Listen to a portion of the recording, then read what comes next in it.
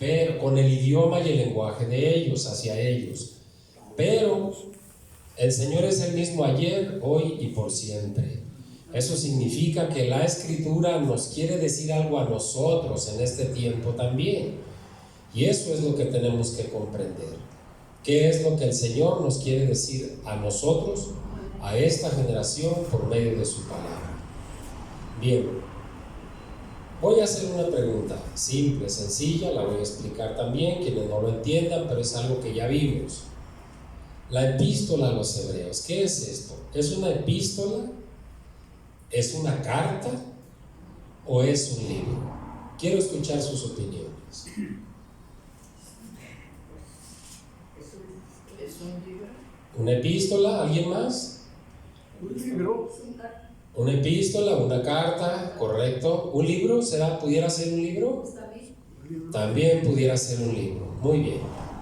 Mis hermanos, la epístola a los hebreos es todo eso. Es una epístola, es una carta, es un libro. Es un libro porque imagínense ustedes que tuviéramos una carta enfrente y la desglosáramos en más de un año. No podría ser una carta, tendría que ser un libro. Ahora, en estudios previos también les expliqué, y repito, lo digo para los nuevos, para que vayan aprendiendo, ¿cuál es la diferencia entre una epístola y una carta? Porque durante mucho tiempo hemos creído que es lo mismo, pero hay una pequeña diferencia. ¿Alguien se acuerda? Lo vimos hace tiempo. ¿Alguien se acuerda cuál es la diferencia entre una epístola y una carta? ¿Sí? La carta era como dirigida a una persona, ¿no? Y la epístola era para a la iglesia. Excelente. Esa es la respuesta. La carta es un escrito personal. La epístola es un escrito que va dirigido a un grupo de personas. Vayan por favor a la epístola a los hebreos, localícenla por favor. La epístola a los hebreos, casi al final de la escritura está Tito, Filemón, luego sigue Hebreos, Santiago, Pedro, Juan, casi al final.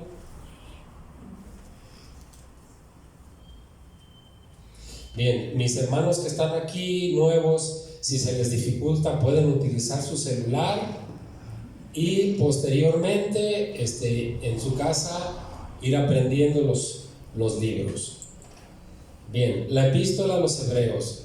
Quiero que me digan qué hay, qué libro está o qué carta está atrás de Hebreos. Atrás, ¿qué está atrás? Filemón, exactamente. ¿De qué tamaño es Filemón? Cortita, muy bien. Y tiene el nombre del destinatario, ¿correcto? Y atrás de Filemón está Tito. Y también está dirigido a una persona. Esas pequeñas fracciones o escritos que están dirigidos a una persona son cartas. Algo que tiene un poco más amplitud en la escritura, capítulos, etcétera, es una epístola. ¿Cuál es la diferencia? Ya no lo contestó nuestro pastor. La diferencia entre una carta y una epístola es que el escritor, cuando él escribe a alguien una carta, la lee y no tiene la obligación moral o espiritual de hacerla pública. Repito, una carta es un escrito personal, que el destinatario no tiene la obligación moral y espiritual de hacerla pública. La epístola es todo lo contrario.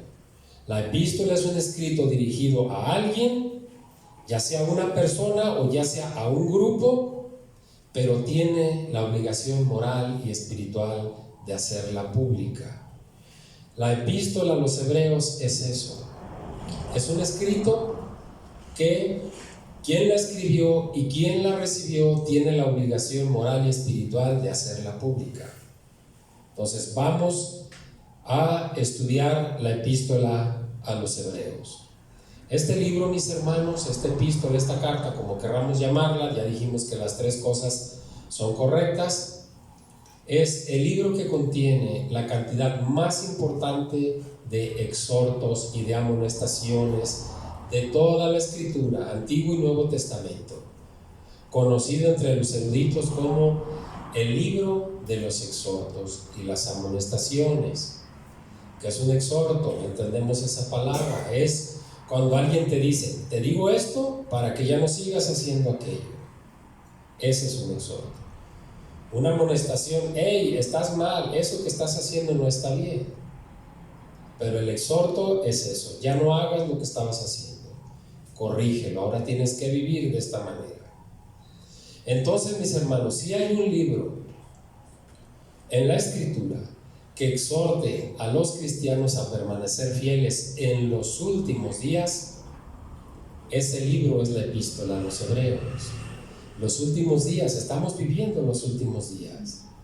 En el libro de Daniel, del profeta Daniel, vimos que hace falta una semana profética para la segunda venida de Cristo. ¿Cuándo inicia esa última semana profética? No lo sabemos.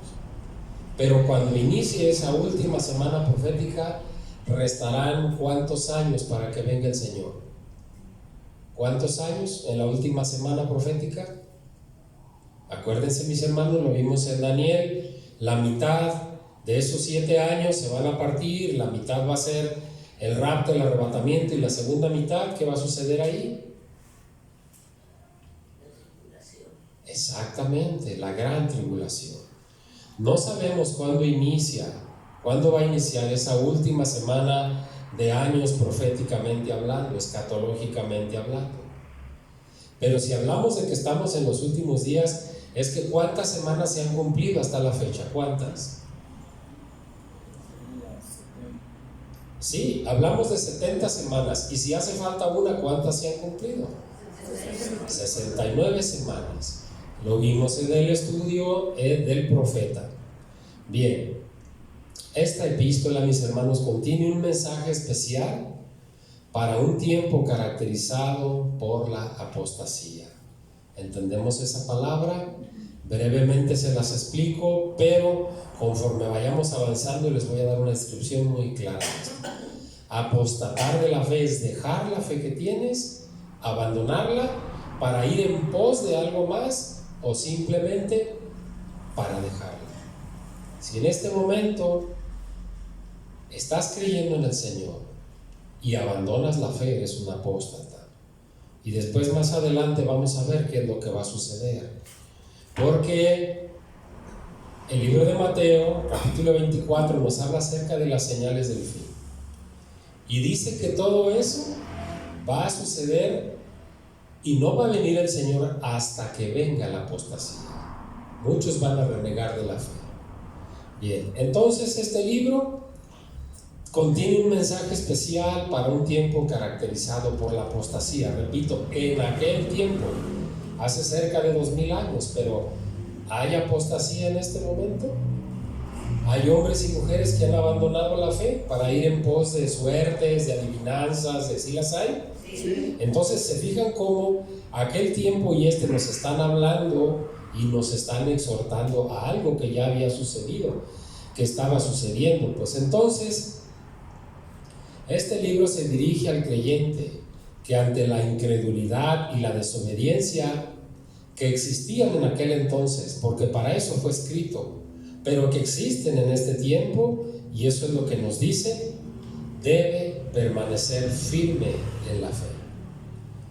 La carta o la epístola a los Hebreos es por consiguiente una exhortación a permanecer fieles. Si bien el libro de Hebreos enseña la superioridad de Cristo sobre los ángeles, sobre Moisés, sobre Josué, sobre Aarón, sobre Melquisedec, las exhortaciones que se hallan libremente esparcidas en todo el libro, a manera de secciones doctrinales, son las que van a marcar la tónica.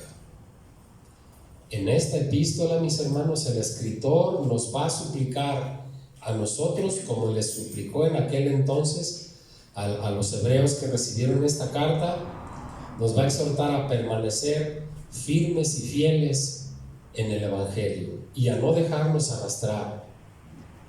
Nos lo menciona Hebreos 2.1, Hebreos 10, 22 al 27, ahorita vamos a ver las citas, y pone énfasis en la responsabilidad social. A los hermanos en la fe se les exhorta a ocuparnos, que ni un solo creyente se aleje del Dios vivo, o sea, que no apostate de la fe, porque las consecuencias de alejarse del Dios de la salvación son inimaginables. Hebreos 10:31 dice que es cosa terrible caer en manos del Dios vivo. Acompáñenme a Hebreos 2:1. Esto que estamos haciendo esta semana y la semana que viene solamente va a ser un prólogo, va a ser una introducción antes de adentrarnos a hacer la exégesis del libro, ¿ok? Pero en ese inter vamos a estar viendo algunos versículos. Vamos a ver los versículos clave del libro y vamos a ir viendo algunos otros versículos que nos van a hablar en general de qué se trata la carta, cuándo fue escrita, por quién fue escrita, qué era lo que quiso decirle al pueblo hebreo. Bien, Hebreos 2:1 dice: por tanto, es necesario que con más diligencia atendamos a las cosas que hemos oído, no sea que nos deslicemos. Un tema de la teología bíblica, mis hermanos, es una materia llamada hermenéutica bíblica. La hermenéutica bíblica nos apercibe, nos enseña que cuando leamos la escritura debemos leer la escritura pausadamente para ir entendiendo las palabras. Debemos de respetar las comas, los puntos, los signos de interrogación, porque muchas de las veces ustedes prueben ver un pasaje después y léanlo rápido a ver qué entienden, y no respeten ni comas, ni signos de interrogación, ni nada, y muchas de las veces se cambia el sentido del pasaje. Muy bien, vamos a desglosar este versículo. Por tanto, ese por tanto, siempre que lo veamos escrito, es algo así como por lo que anteriormente dije, o por lo escrito anteriormente. Eso es lo que quiere decir esa frase. Dice: es necesario que con más diligencia, entendemos esa parte, que con más diligencia atendamos a las cosas que hemos oído. ¿Qué significa esa palabra diligencia? Cuando nos dice es necesario que con más diligencia, ¿qué entendemos ahí? Con más entendimiento. Con más atención. Es necesario que con más atención atendamos a las cosas que hemos oído. ¿Se estará refiriendo a la palabra de Dios, o a la novela, o a la historia del futbolista? ¿A qué se está refiriendo? A lo que hemos oído, a lo que hemos escuchado del pastor en su predicación, a lo que estamos escuchando cuando atendemos la escritura. Es necesario que pongamos más atención, porque si no lo hacemos, ¿cuál es la consecuencia? Que dice ahí enseguida: no sea que nos deslicemos. Entendámoslo más sencillo: no sea que nos resbalemos. Y un resbalón espiritual, mi hermano, puede ser tomar algo que no es tuyo, desear algo que no te pertenece, darle la preeminencia a otras cosas en vez de al Señor. Todas esas cosas son resbalones espirituales. Entonces tenemos que poner más atención con lo que hemos escuchado, con lo que vamos a escuchar. Ahora acompáñenme a Hebreos capítulo 10, versículos 22 al 27. Hebreos capítulo 10, versículos 22 al 27. Dice lo siguiente: acerquémonos con corazón sincero, en plena certidumbre de fe, purificados los corazones de mala conciencia y lavados los cuerpos con agua pura. Vamos a ir ahí versículo a versículo. Acerquémonos con corazón sincero, en plena certidumbre de fe. La palabra de Dios fue escuchada y ha sido escuchada por mucha gente, pero no le ha hecho provecho la palabra porque no la han acompañado de fe. Aquí el verso nos dice: en plena certidumbre de fe, purificados los corazones de mala conciencia Y luego al final del versículo dice, y lavados los cuerpos con agua pura. Esa última parte del versículo, mis hermanos, y lavados los cuerpos con agua pura, nos está hablando del bautismo. Lavados los cuerpos con agua pura. O sea, el bautismo purifica, porque es un bautismo de perdón de pecados. ¿Cuántos bautismos hay? ¿Cuántos? 2 bautismos. Hay un bautismo en agua. Algunos ya lo tenemos. ¿Y cuál es el otro? El bautismo del Espíritu Santo. Es el sello del Espíritu Santo. Y cuando el bautismo del Espíritu Santo llega al creyente, no necesariamente tiene que hablar en lenguas. Se produce una transformación espiritual completamente. Y deja de hacer lo que estaba haciendo y no era agradable al Señor. Versículo 23. Mantengamos firme, sin fluctuar, o sea, sin moverte, inamovibles, la profesión de nuestra esperanza, porque fiel es el que prometió. ¿Cuál es la profesión de nuestra esperanza? Es el Evangelio de Cristo. Esa es la profesión de nuestra esperanza, porque el Evangelio de Cristo nos va a llevar a la vida eterna. Porque fiel es el que prometió. ¿Quién es ese fiel del que está hablando el versículo? Jesús. Yo soy el camino y la verdad y la vida. Y muchas otras cosas que nos dice. Fiel es el que prometió. Versículo 24. Y considerémonos unos a otros para estimularnos al amor y a las buenas obras. ¿Cómo vamos a hacer eso? ¿Qué dice el versículo 25? No dejando de congregarnos. ¿Se acuerdan que hace 2 o 3 semanas les hablé de eso? Tenemos que entrar en una nueva dimensión, mis hermanos. Empezar a preocuparnos por los demás. Saludarnos y empezar a preocuparnos. ¿Qué puedo hacer por ti? ¿Sí? Estoy contigo.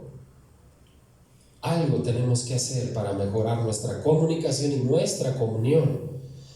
Versículo 25, no dejando de congregarnos. ¿Será una sugerencia, mis hermanos? ¿O es un mandato? Es un mandato. Como algunos tienen por costumbre, sino exhortándonos. Y tanto más cuando veis que aquel día se acerca. ¿Cuál día? ¿De qué estamos hablando? Cuando vemos que aquel día se acerca, podemos entenderlo como el día de la ira del Señor. Podemos entenderlo la segunda venida de Cristo.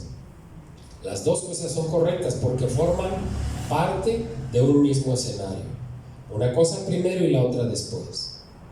Versículo 26. Porque si pecáremos voluntariamente después de haber recibido el conocimiento de la verdad, ya no queda más sacrificio por los pecados. Una vez que has sido instruido en la Escritura, mi hermano, déjame decirte, más valiera que no la hubieras estudiado, que no la hubieras conocido. Porque una vez conociendo la Escritura y viviendo como vivías, no le va a agradar a Dios. Y luego que dice, ya no queda más sacrificio por los pecados. ¿Cómo podemos entender esa segunda parte del versículo 26? Ya no queda más sacrificio por los pecados. Alguien deme su opinión. ¿Cómo podemos entender eso? Porque ya no va a venir otra persona a rescatarnos pues como Jesucristo. Esa es la respuesta. ¿Va a venir Jesús otra vez a ser crucificado por los pecados? ¿No dice que vino una sola vez? Ya no queda más sacrificio. Jesús no va a venir otra vez a ser crucificado. Y luego el 27, ¿cuál es la consecuencia de pecar voluntariamente después de haber recibido el conocimiento de la verdad? ¿Cuál es la consecuencia? Una horrenda expectación de juicio y de hervor que ha de devorar a los adversarios. ¿A los adversarios de quién? A los adversarios del Señor. ¿Se acuerdan que les dije, mis hermanos? Esta epístola nos va a confrontar como ninguna. Esta epístola nos va a hablar espiritualmente con una autoridad que difícilmente vamos a encontrar en otro libro. Santiago, el medio hermano del Señor, nos menciona ahí en su epístola, capítulo 4, dice que la amistad con el mundo es enemistad ¿contra quién? Contra Dios. Dice, cualquiera pues que quiera ser amigo del mundo se constituye enemigo de Dios. El Señor no está en contra de la riqueza. Salomón fue un hombre riquísimo. Hubo hombres muy ricos. ¿Qué pasó con Job después de que el Señor lo restauró? Doblemente rico de lo que era. O sea, el Señor no está en contra de la riqueza. Está en contra de quienes utilizan la riqueza para aprovecharse de los demás, para humillar a los demás. Está en contra de quienes tienen la riqueza como su Dios, como algo preeminente en sus vidas. El Señor es único y Él demanda la preeminencia en todo. Él debe ser el primero en todo. Si no lo hacemos así, entonces nos estamos constituyendo en enemigos de Dios. El escritor de Hebreos aconseja que el creyente oiga obedientemente y con diligencia la palabra de Dios. Exhorta a adorar a los creyentes a adorar a Dios con reverencia y con temor. Capítulo 12, 28, lo vamos a ver más adelante. Y llega a la conclusión de que nuestro Dios es fuego consumidor. En caso de que estas exhortaciones sean desatendidas. Vamos a ir a Hebreos 4:2. Hebreos capítulo 4, versículo 2.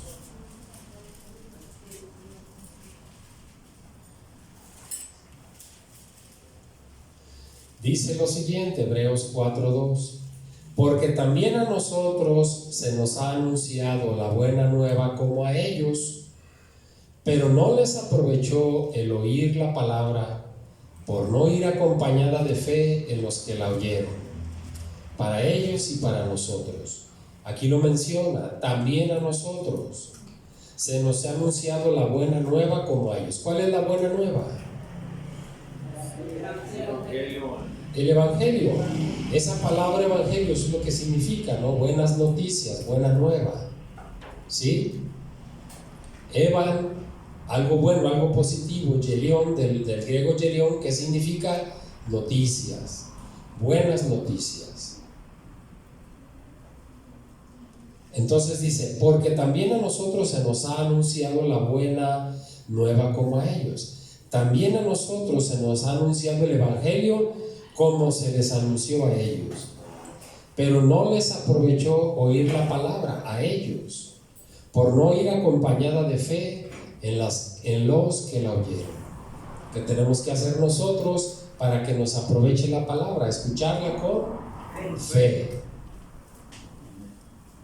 ¿Y la fe qué es? Estar seguros de lo que va a suceder aunque no lo veamos.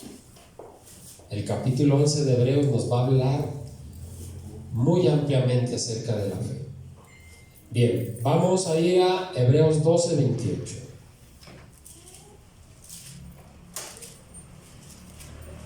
Hebreos 12, 28.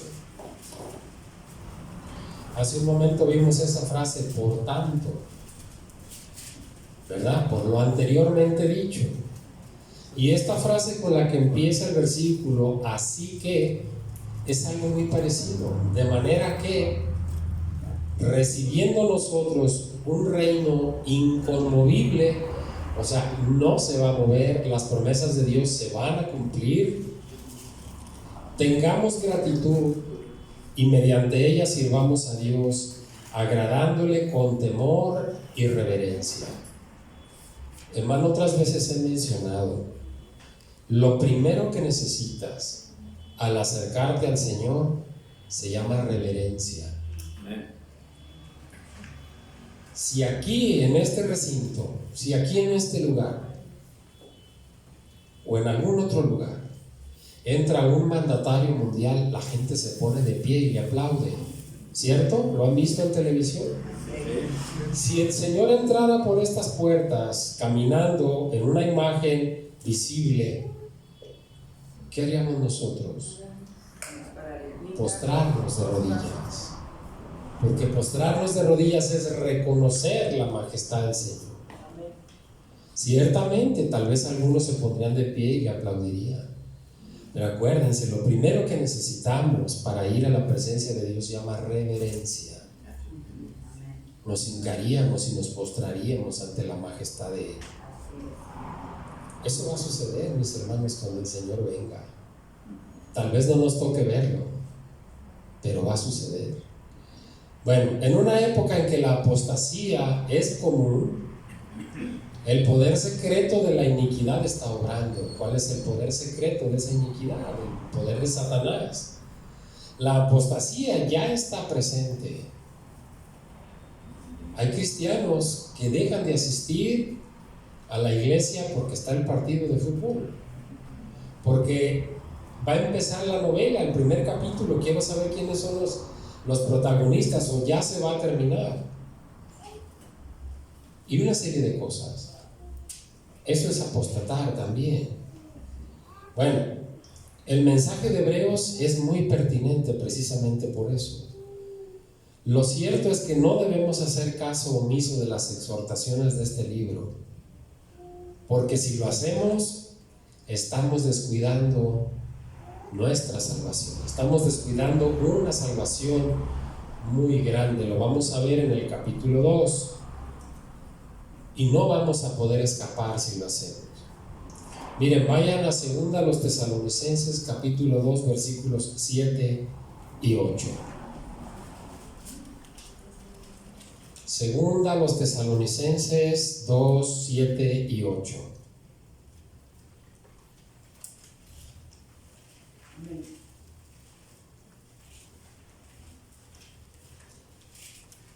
Aquí vamos a ver algo bien interesante, que realmente pues todo es interesante, ¿no? A lo mejor es repetitivo, pero es así. 2 Tesalonicenses capítulo 2 versículos 7 y 8.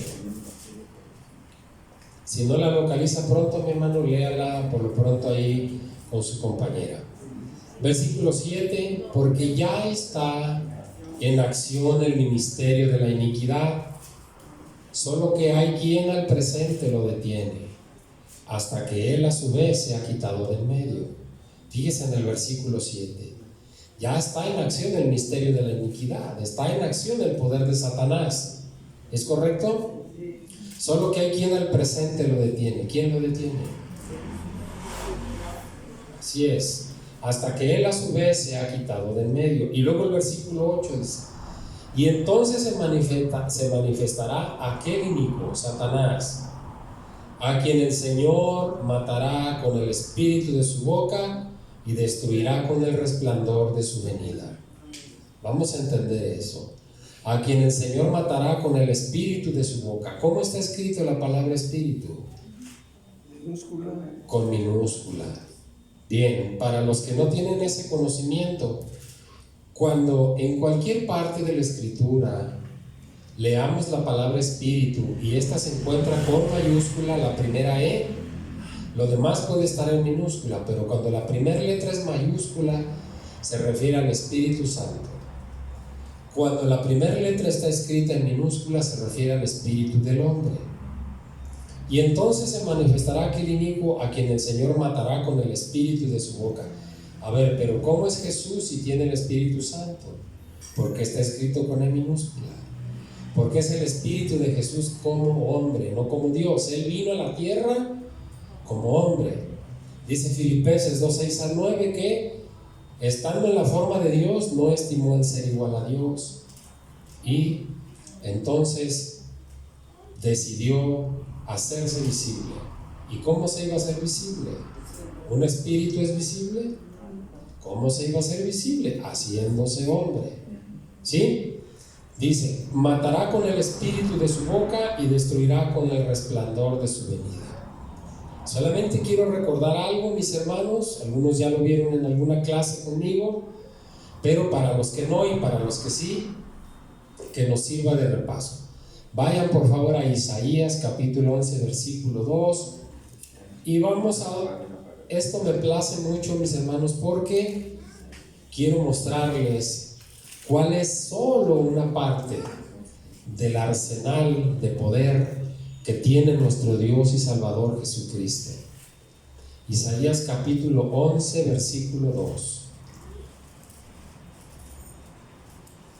Leyendo nuevamente el versículo 8: y entonces se manifestará aquel inicuo a quien el Señor matará con el espíritu de su boca, dice, y destruirá con el resplandor de su venida.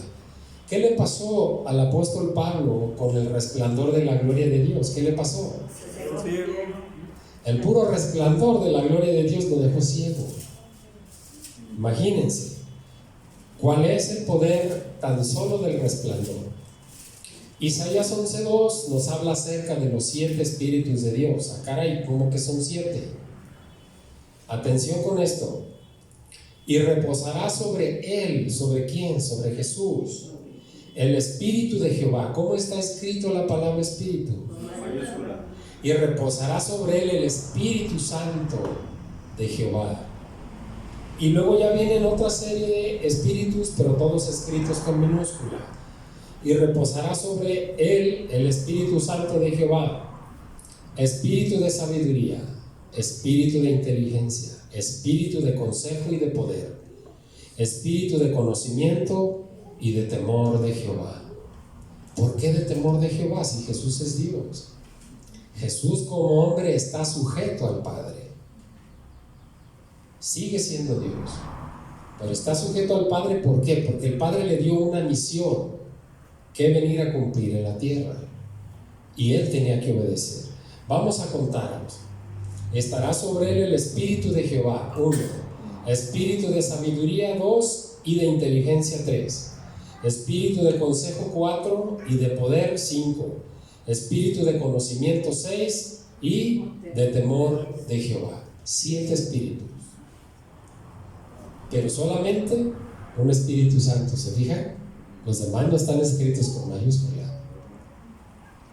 El Espíritu Santo contiene todo esto: sabiduría, inteligencia, consejo, poder, conocimiento, temor de Jehová. Y eso, mis hermanos, solamente es una pequeña parte del arsenal de poder que tiene ese Salvador que tenemos nosotros. ¿Podrá hacer algo por nosotros alguien así? ¿Por qué confiar en el hombre cuando tenemos un Dios grande y poderoso en quien tenemos que confiar? Mis hermanos, la gran verdad expresada en esta epístola es que Jesús de Nazaret es el Dios verdadero. Los judíos inconversos usaron muchos argumentos para apartar de la fe cristiana a los hermanos convertidos. Esta carta a los hebreos, en ninguna parte vamos a encontrar referencias al pueblo gentil. El pueblo gentil éramos nosotros antes de convertirnos al Señor, antes de ser adoptados, ¿sí? Esta carta va exclusivamente dirigida al pueblo hebreo. ¿Por qué al pueblo hebreo? Porque estaba apostatando de la fe. Porque era un pueblo que tenía aproximadamente 2 décadas, 20 años de haberse convertido. Fueron judíos que se convirtieron al cristianismo, aceptaron a Jesús. ¿Cuál es la situación del pueblo judío? Que ellos creen que Jesús todavía no viene, ellos están esperando al Mesías. Pues esos judíos convertidos aceptaron a Jesús, se dieron cuenta que aquel Mesías era Jesús, a quienes ellos rechazaron. Entonces se convirtieron al cristianismo. Y el resto del pueblo hebreo los atacaba ferozmente, los quería hacer renunciar de la fe que habían adoptado. Y muchos de ellos apostataron de la fe. Después de haber creído en Jesús, volvieron a los rituales hebreos, a sacrificar animales para el perdón de los pecados, cuando ¿a qué vino Jesús? Esa era parte de la problemática que enfrentaba este pueblo hebreo. Por eso el escritor escribe esta epístola, ¿sí? Entonces los querían hacer que renunciaran a la fe cristiana. ¿Y cuál era el argumento de ese pueblo judío no convertido? Presentaban la ley de Moisés como superior a la doctrina cristiana. Para el pueblo judío en la actualidad, la ley no es el Nuevo Testamento. La ley sigue siendo el Pentateuco, ¿sí? Es por eso que el escritor señala en esta carta, en esta epístola, la superioridad de Jesús por encima de Moisés, Josué, de todos ellos, ¿sí? La superioridad de Jesús como el Hijo de Dios. ¿Y cuáles fueron los beneficios de sus sufrimientos y muerte en sacrificio por los pecados? Para dejarlo claro, mis hermanos, la fe en Jesús y su evangelio es con mucho superior, más excelente y perfecta que la de Moisés. Nosotros lo entendemos, nosotros lo creemos, pero sobre todo en el primer capítulo, ahí vamos a entender por qué. Sí lo entendemos y sabemos que Jesús es superior a todos, pero vamos a entender por qué. Bien, todo esto, mis hermanos, está basado en que Jesús es la médula y el hueso mismo de toda la Escritura. La ley ceremonial, o sea, el Antiguo Testamento, está llena de Jesús. Los profetas hablan de la venida de Jesús. Isaías capítulo 7, Isaías capítulo 9. Isaías capítulo 7 habla acerca de una virgen concebirá. Capítulo 9, un niño nos es dado, hijo nos es nacido, y el principado sobre su hombro. Está profetizando más de 600 años antes de que viniera Jesús. Entonces, la ley ceremonial o el Antiguo Testamento está llena de Cristo, y el Nuevo Testamento igual. Entonces, ¿qué nos dice? Que toda la Escritura está llena de Jesús. Las benditas y hermosas líneas de ambos testamentos se juntan en un solo objetivo, el principal objetivo, que es Cristo. Y nosotros vamos a descubrir cómo concuerdan dulcemente ambos testamentos en Jesús, en que Jesús es el Salvador. Bien, vamos a hablar un poquito acerca del contexto histórico del libro. Los que estamos acostumbrados, mis hermanos, a tener nuestro propio ejemplar de la Biblia, que prácticamente somos todos, no debemos pensar que ese era el caso de los lectores de Hebreos en la segunda mitad del primer siglo. Jesús se va alrededor del año 33. Está escrito, ahorita lo vamos a ver más adelante en qué año fue escrito, pero fue en la segunda mitad del primer siglo. Bien, las copias de libros del Antiguo Testamento en aquel entonces se guardaban en la sinagoga o en el templo, en la iglesia local, y estas se usaban durante los servicios religiosos, así como nosotros ahorita utilizamos la escritura, ¿verdad? Pero la gente que asistía a esos cultos no poseía dichos libros, mis hermanos. Todavía no se publicaban, por lo que atesoraban la palabra. Estaban ávidos de escuchar lo que decían los libros, ¿sí? Y en su mente trataban de aprenderse todo lo que podían, salmos, himnos de memoria. Acuérdense que en aquel entonces la gran mayoría de los salmos se cantaban. Esos eran los cantos de aquel entonces. Después vinieron muchas otras composiciones, pero en el Antiguo y recién Nuevo Testamento los salmos eran cantados. Nosotros tenemos un ejemplar de nuestra escritura, lo traemos o tenemos uno o dos en nuestra casa, a veces uno en la recámara y otro allá abajo en la sala. Antes no, mis hermanos, no había eso. Para los que ya estuvieron estudiando con nosotros, ¿cuál fue la primera traducción del hebreo al griego? ¿Cómo se llamó esa primera Biblia que hubo? La Septuaginta, o la Biblia de los 70. ¿Por qué la Biblia de los 70? Fueron 72 hombres, 6 de cada una de las tribus, 12 tribus, 12 por 6, 72. Fueron 72 hombres designados para hacer esa traducción. 2 de ellos fallecieron en ese lapso y quedaron 70, y por eso se llama la Septuaginta, la Biblia de los 70. ¿Cuántos años duró esa traducción, mis hermanos? ¿Cuántos años duró para traducirse el Antiguo Testamento del hebreo al griego? ¿Alguien se acuerda? 100 años. Año 250 al año 150. Acuérdense que la cuenta va decreciendo porque se va acercando al nacimiento de Cristo. 100 años duró esa traducción. Pregunta más difícil todavía: ¿dónde fue? ¿En qué lugar del mundo fue eso? Alejandría, el lugar de Alejandro el Magno. Bien. Además, hacían todo lo posible por aprenderse de memoria los pasajes mesiánicos, y como dije hace un momento, cantaban los salmos, ya fuera en la iglesia o en su casa, y recitaban determinados versículos que se estaban aprendiendo del Antiguo Testamento. El escritor de Hebreos eligió cuidadosamente sus citas. Por ejemplo, miren, en el puro capítulo 1 vamos a encontrar 7 citas del Antiguo Testamento. Allí lo vamos a ir viendo. Nuestra escritura, acuérdense que abajo del versículo, en unas pequeñas letritas, tiene una abreviatura, GN, Génesis 3:2. Significa que esa cita que él habló la tomó de ahí. ¿Qué es importante, mis hermanos? Si yo les estoy hablando de la escritura y no tengo un ejemplar de la escritura a la mano y les digo, abran sus libros en tal libro, en tal capítulo.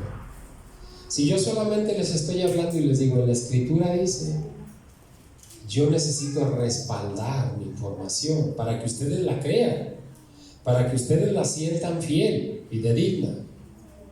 Pues eso mismo hacía el escritor de Hebreos. Citaba pasajes del Antiguo Testamento. ¿Sí? Por eso nosotros los vamos a ver escritos ahí. Hay algo bien hermoso que también lo mencioné hace un tiempo en nuestras clases. ¿Sabían ustedes que el Señor Jesucristo traía un ejemplar bajo el brazo? ¿Qué ejemplar traía el Señor Jesús cuando les hablaba a los apóstoles? La Septuaginta. La Septuaginta. Era la primera traducción del hebreo al griego. Nuestro Señor Jesucristo y los apóstoles tenían un ejemplar de la Septuaginta. ¿Para qué? Para poderle hablar al pueblo y citarle los pasajes y que el pueblo dijera, sí es cierto, ya lo habíamos escuchado en la sinagoga. Aquí está escrito. Entonces, el escritor de Hebreos, en el puro primer capítulo, escoge 7 citas o pasajes que provienen, 5 de ellos de los Salmos, 1 del Cántico de Moisés que se encuentra en Deuteronomio 32 y otro de un pasaje mesiánico. El escritor apela a la memoria de los lectores y de este modo les comunica clara y efectivamente el pasaje. Muy bien, quiero que vayan al Salmo 52:5. Abran un pequeño espacio ahí.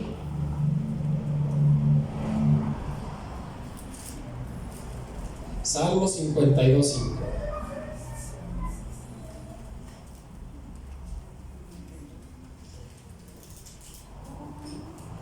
Salmo 52:5. Bien, quiero que pongan está casi a la mitad del libro, mi hermana, casi a la mitad de la escritura, está Salmos.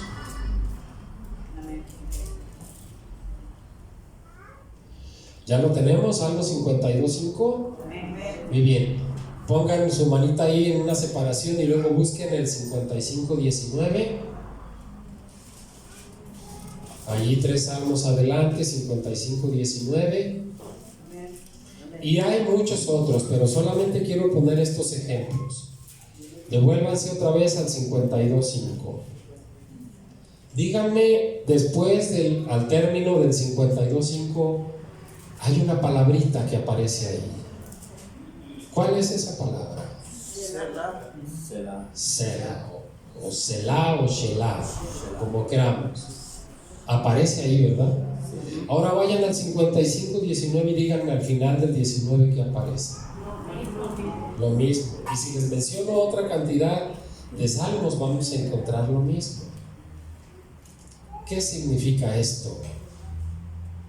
Acuérdense, tenemos que entender todo, porque eso sirve de base para el estudio.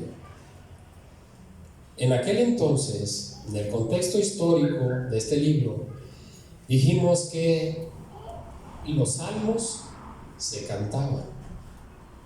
¿Sí?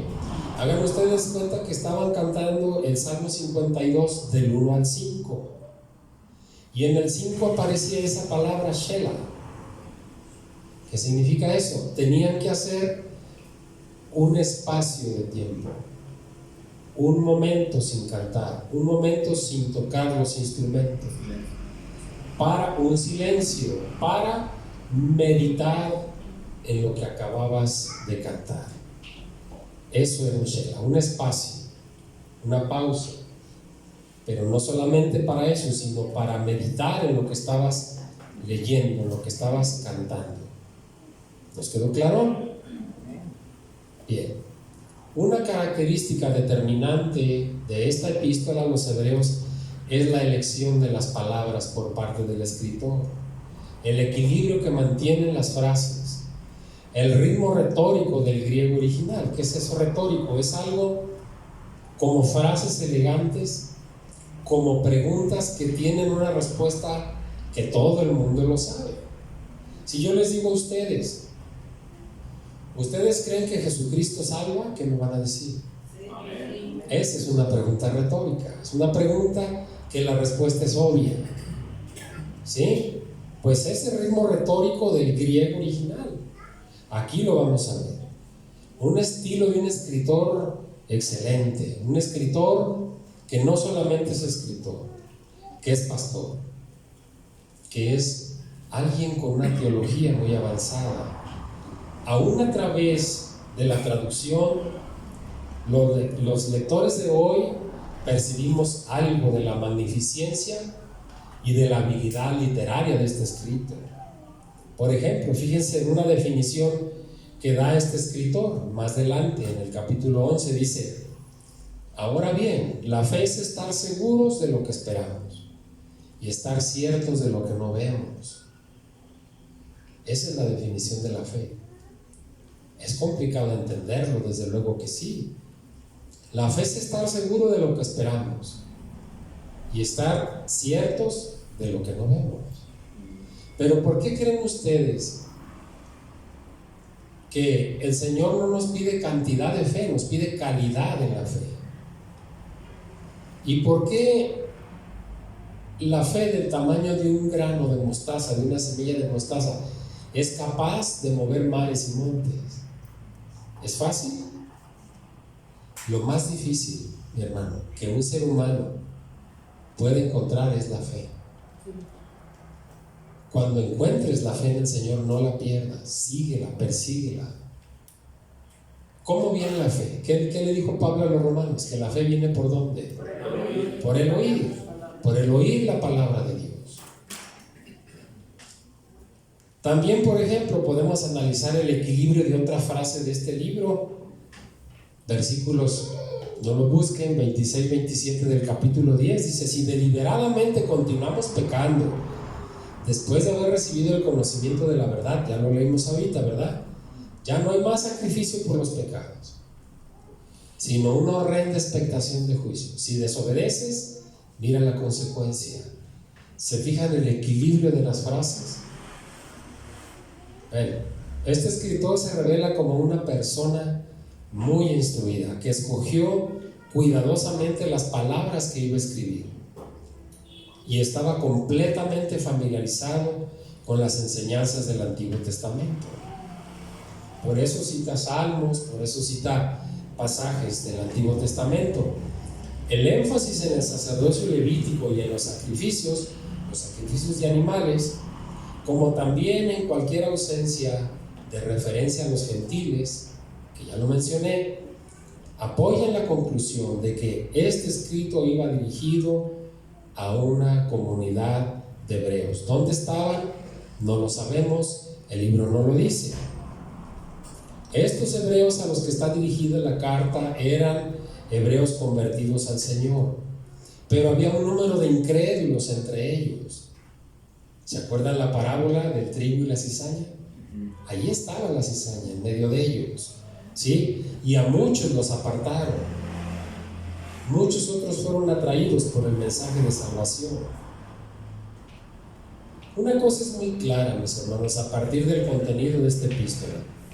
La comunidad de hebreos estaba enfrentando una posibilidad de persecución, de separación, de confusión.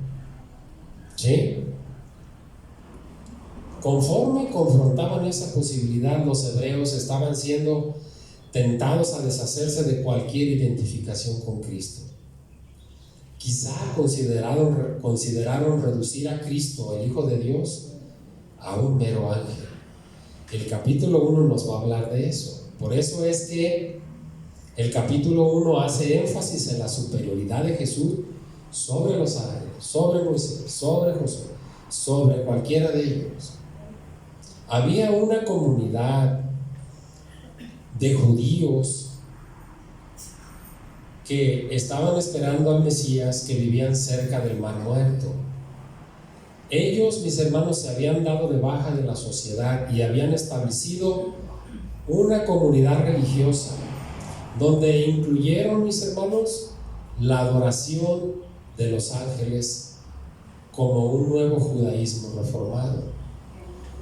¿Se acuerdan ustedes de una palabra que yo les mencioné por ahí en algunas clases anteriores, en donde encontraron manuscritos originales de la Escritura, sobre todo manuscritos completos del libro de Isaías, de Jeremías, que son los manuscritos de Qumran, 1947? En esas cuevas de Qumran fueron encontrados muchos manuscritos de la Escritura. Acuérdense que en aquel entonces no había libros, eran rollos de escritura. Se escribían en una hoja donde no había luz, con faltas de ortografía, sin puntos, sin comas. Esos se enrollaban y se escondían o se enterraban adentro de algún recipiente. Pues ahí en esas cuevas, unos pastores beduinos de una tribu extraviaron unas cabras y las andaban buscando y entraron en esas cuevas y ahí encontraron un manuscrito. 1947, hasta 4 o 5 años más que estuvieron excavando los teólogos ahí, los arqueólogos, y encontraron una serie de manuscritos. Pues en aquel entonces, casi al final del siglo I, ese grupo de judíos se fueron a vivir a las cuevas de Qumran. Seguramente ellos enterraron ahí los escritos. Se fueron a vivir ahí y se aislaron del mundo. Dijeron: no queremos saber nada del mundo. Esta es una comunidad aparte. ¿Qué sucede con los menonitas hoy en la actualidad? Ellos se aislaron del mundo hace muchos años y formaron una comunidad estrecha, cerrada. Ahora ha entrado el mundo en ellos también. Pero durante muchos años, tanto los menonitas como los judíos, como otra serie de grupos, solamente se casaban entre ellos mismos, o sea, dentro de esa comunidad. Para los judíos aún actualmente no es bien visto que un hombre o una mujer se case con alguien que no sea del pueblo judío. Pues así se cerraron estos judíos reformados, y ellos equiparaban la deidad y el poder de Jesús con un ángel. De hecho, llegaron a mucho más. Decían que el arcángel Miguel estaba arriba en la autoridad de Jesús. Acuérdense que para ellos Jesús fue un ángel creado, no el Hijo de Dios, que Dios creó un ángel y le llamó Jesús. Después lo vamos a desglosar, lo vamos a ver. Bueno, mis hermanos, esta es una pequeña probada del enorme pastel que tenemos delante. ¿Se fijan cómo lo vamos degustando poquito a poquito, pero lo vamos entendiendo? Quiero pensar que es así. ¿Hemos entendido bien esta clase de hoy? Si alguien tiene una duda o nos quiere hacer un comentario, con toda libertad lo puede hacer. ¿Sí? ¿Quién escribió los Hebreos? El libro de los Hebreos. ¿Quién lo escribió? Bien, no me quiero adelantar. Probablemente en la clase siguiente ya lo vamos a ver. ¿Ok? Gracias. Lo vamos a ver. No me quiero adelantar, pero lo vamos a ver ahí. Gracias. ¿Alguien más? ¿Algún comentario, una pregunta o algo? ¿Nada? Muy bien. Vamos a terminar la clase el día de hoy y, como siempre, cordialmente invitados todos nosotros a continuar. Santísimo Dios, gracias, Padre mío, por esta mañana. Gracias por este tiempo, Señor.